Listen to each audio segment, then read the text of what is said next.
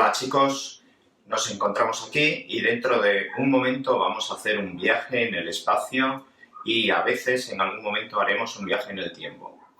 El viaje en el espacio me lo permite este aparatito que llevo aquí y que alguna vez me habéis visto, que lo llevo en clase y se llama transpondedor espaciotemporal. Este transpondedor me permite viajar en el espacio y en el tiempo. Vamos a probarlo. Con este mando le doy al transpondedor y transpondedor, vamos a Oxford, a la Escuela de Lógica de Oxford. Perfecto. Veis que funciona perfectamente. Ahora estamos en Oxford, en la Escuela de Lógica, y vamos a ver el tema de la lógica. Una vez en Oxford vamos a hablar hoy de la lógica. Este es un tema introductorio. Sentaremos un poco las bases de lo que es el conocimiento de la lógica. Va a ser muy sencillo, como ya veréis. Vamos a hablar de dos cosas, básicamente, que es la lógica dentro de los lenguajes y después cómo podemos pasar del lenguaje natural al lenguaje formal. Antes de nada, un problema. A ver si lo adivináis. El padre de Raquel tiene 5 hijas. Lala, Lele, Lili, Lulu. ¿Cómo se llama su quinta hija? Pensadlo, a ver si lo sabéis. ¿Cómo se llama su quinta hija? Otro problema. Vas corriendo en una carrera y adelantas al segundo. ¿En qué puesto estás? Bien, todo esto, estas preguntas que os he hecho, dentro de un momento os preguntaré la respuesta a ver si lo sabéis. Podéis ir pensando a ver cuáles serán las respuestas a estas dos cuestiones. Formalización. Vamos a ver cómo se pasa del lenguaje natural al formal, que es lo que vamos a trabajar dentro de poco. Tipos de lenguaje que tenemos, por lo tanto, hay dos tipos de lenguaje. El tipo de lenguaje natural, el lenguaje natural, es el lenguaje que estoy empleando yo ahora, en este momento, ¿no? Hablando con vosotros, explicando un poco las cosas, estoy hablando en lenguaje natural. También hay otro lenguaje, que es el lenguaje escrito, que es una plasmación en un elemento sólido de lo que es el lenguaje natural.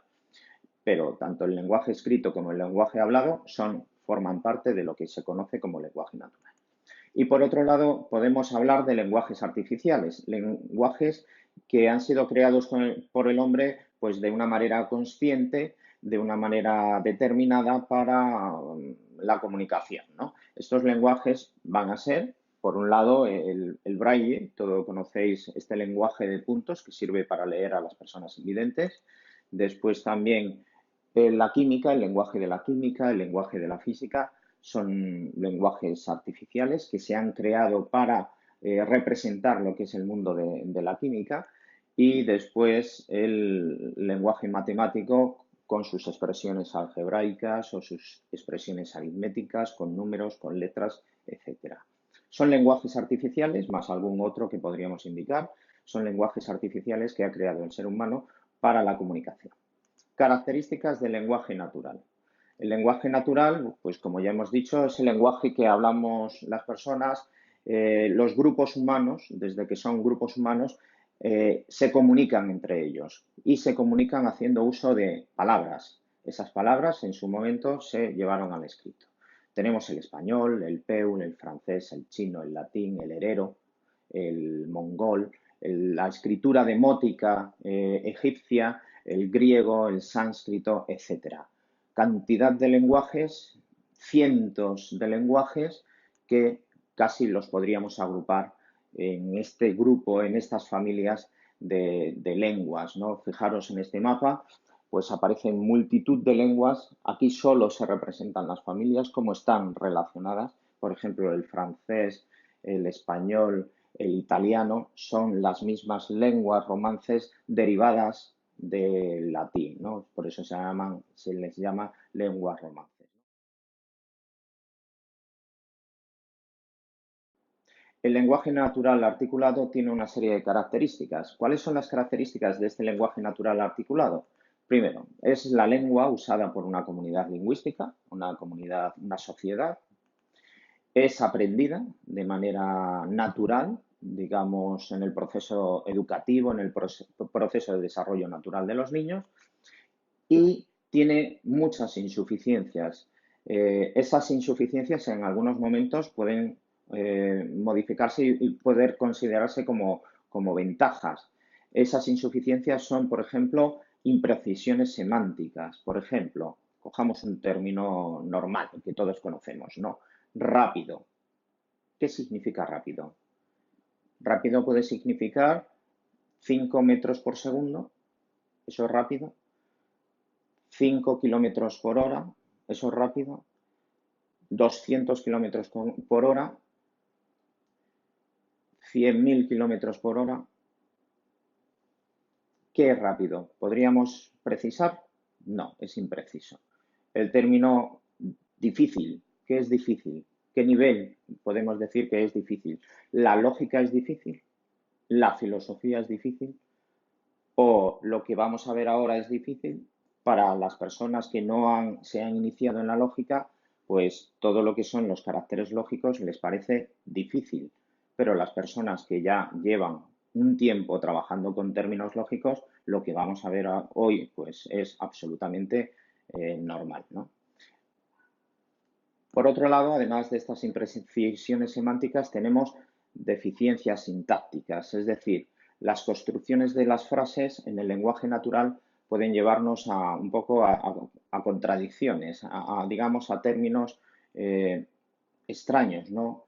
La luna se duele, por ejemplo, esa metáfora, o el corazón del mar, etcétera. Son metáforas utilizando palabras porque la luna no se duele porque no tiene órganos sensoriales y demás.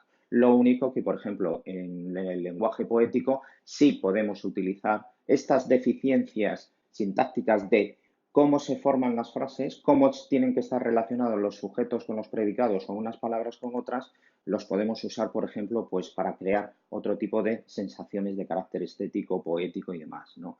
Como este pequeño fragmento del poema del Niño Yuntero de Miguel Hernández, ¿no? Carne de yugo. El yugo no tiene carne. El yugo suelen ser de madera o de cuero, etcétera, pero no tienen carne. Carne de yugo ha nacido más humillado que bello, con el cuello perseguido por el yugo para el cuello. Nace como la herramienta a los golpes destinados de una tierra descontenta y un insatisfecho arado. Entre estiércol puro y vivo de vacas trae a la vida un alma color de olivo. ¿Las almas tienen color? No puede ser de color de olivo porque no tienen color, pero aquí está puesto en forma poética, vieja ya y encallecida. Las almas envejecen, tienen callos en las manos las almas, empieza a vivir y empieza a morir de punta a punta, levantando la corteza de su madre con la yunta. ¿Cuál es su madre? ¿Su madre la levanta la corteza, le levanta la piel con el arado o estamos hablando de otra cosa? Pues esto es el lenguaje natural. Es un lenguaje, como diría Wittgenstein, como una ciudad donde se nos van acumulando casas de distintas edades, de distintos tiempos, con distintas formas, con distintas construcciones. Tenemos casas muy antiguas y casas muy modernas y vamos construyendo un vericueto de calles por donde ir, ¿no? Ese es el lenguaje natural. El lenguaje artificial, vamos a ver que tiene otras características. Ahora vamos a distinguir tres aspectos, tres posibilidades de lenguaje artificial. Por un lado, los códigos, códigos o sistemas de comunicación, si queremos decir. Por otro lado, los lenguajes científicos y por otro lado, los lenguajes formales. Los códigos son, como hemos dicho, codificaciones del lenguaje natural, como puede ser el braille, como puede ser el morse.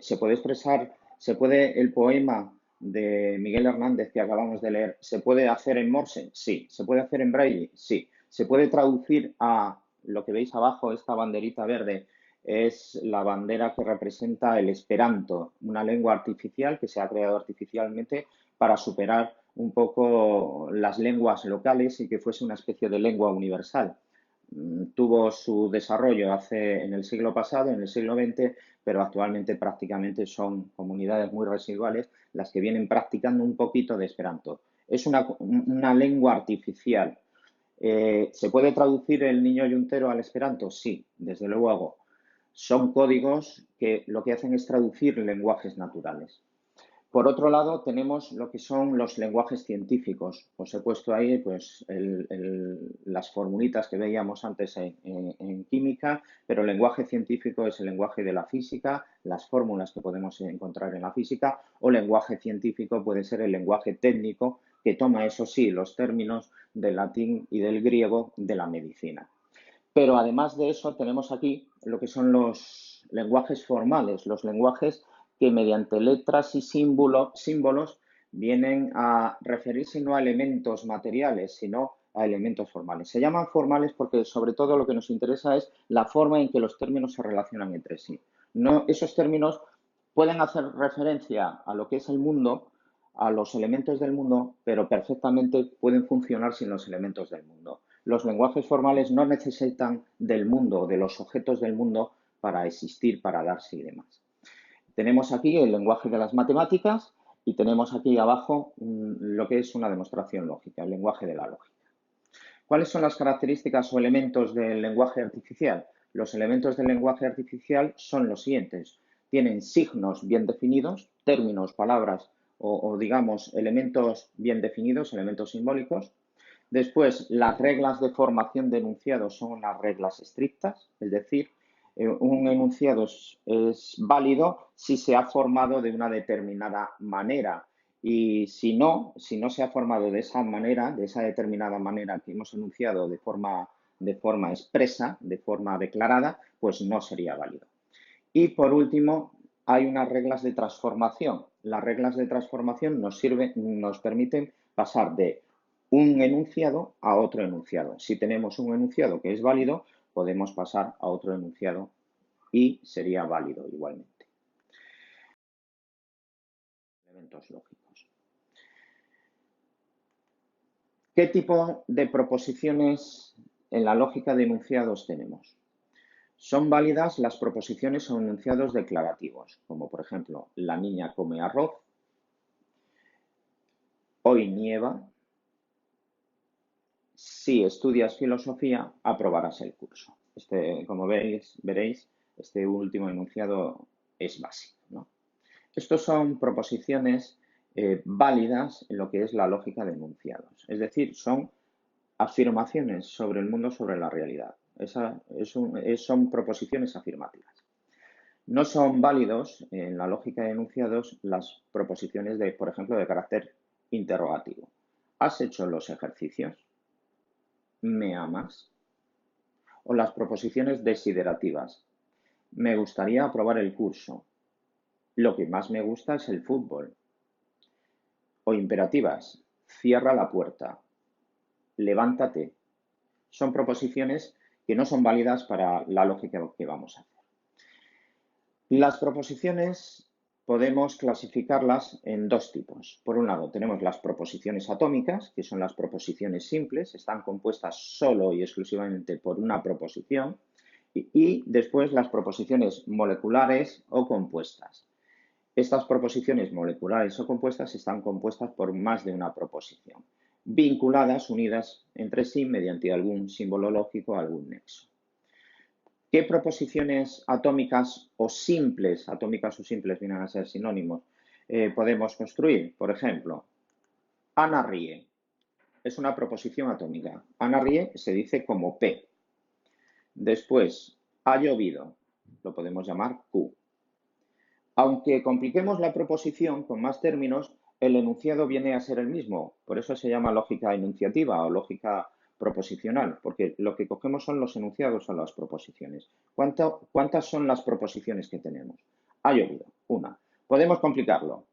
Anoche ha llovido, pero la proposición viene a ser lo mismo, viene a ser Q. Anoche ha caído una fortísima tormenta. Lo mismo, es una proposición, no son dos, no son tres.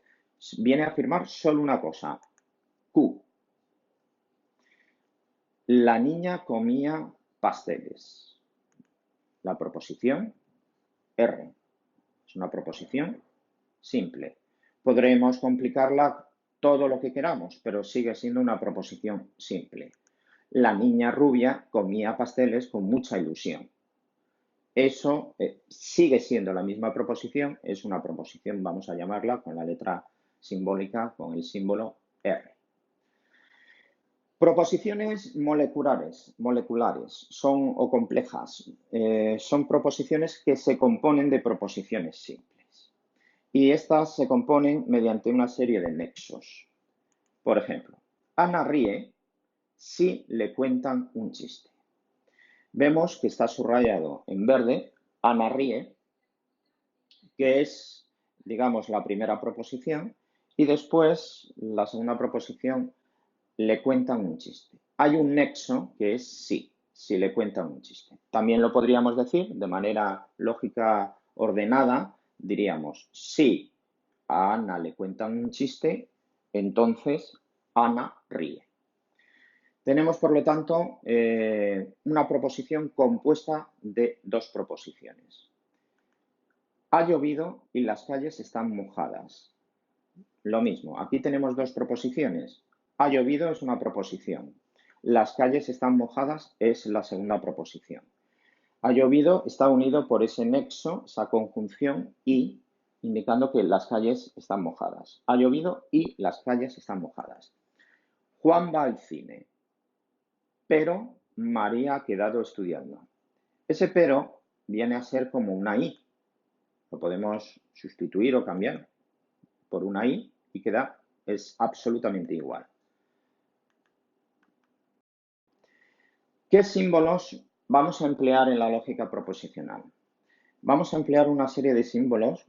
Estos símbolos pueden cambiar, se llaman también notación lógica, símbolos lógicos, y podemos ver que hay varias notaciones. La de Russell, la notación de Russell, o la notación polaca, Lobachevsky, por ejemplo, tiene una notación. Puede variar la notación, podemos variar los símbolos, pero bueno, aunque varían los símbolos, es simplemente vienen a ser lo mismo, ¿no? Las notaciones vienen a ser prácticamente iguales, ¿no?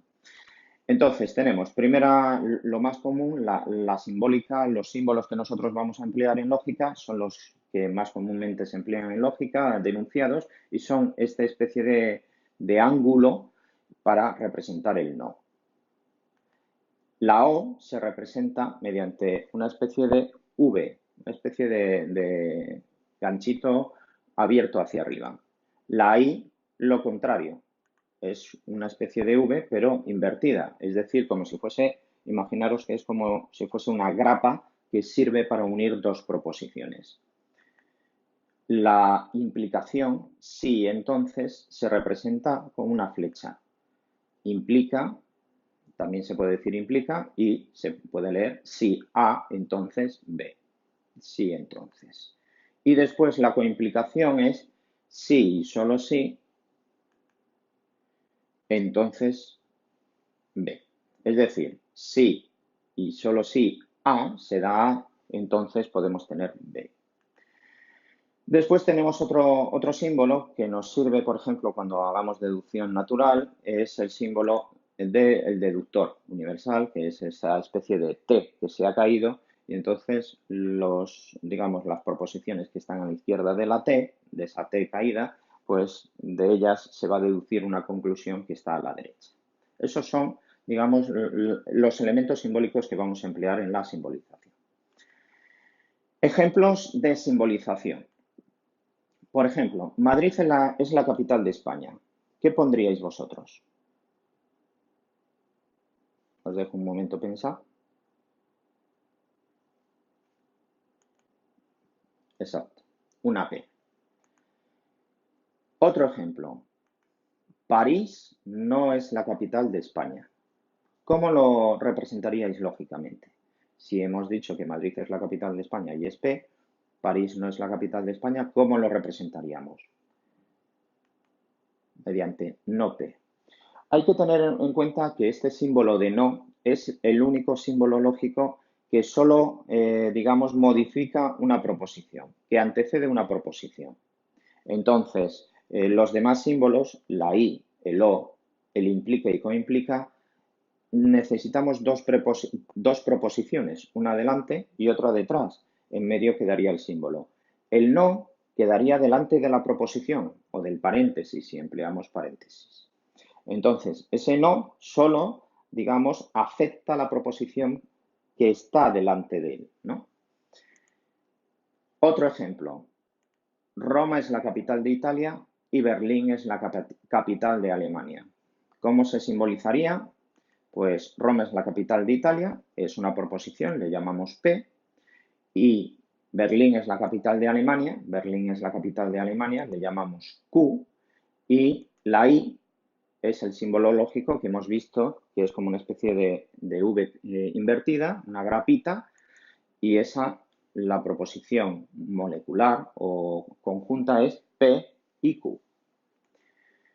Veis las flechas, lo que nos señalan son de dónde vienen cada uno de los elementos lógicos del lenguaje natural al lenguaje simbólico. Muy bien, la siguiente proposición, o el hombre es racional o no es libre. Cuidado, también hay que hacer aquí una nota de atención. En castellano nosotros decimos o A o B. En lógica formal se suele decir A o B. Suprimimos la O inicial. Esa O es como redundante, es como espuria, sobraría. Y entonces, A o B. En lógica, en nuestro lenguaje cotidiano, en nuestro lenguaje natural, o A o B. Pero en lenguaje formal, A o B. Bien, con esta salvedad, vamos a ver. Tenemos una proposición. El hombre es racional o no es libre. P, el hombre es racional.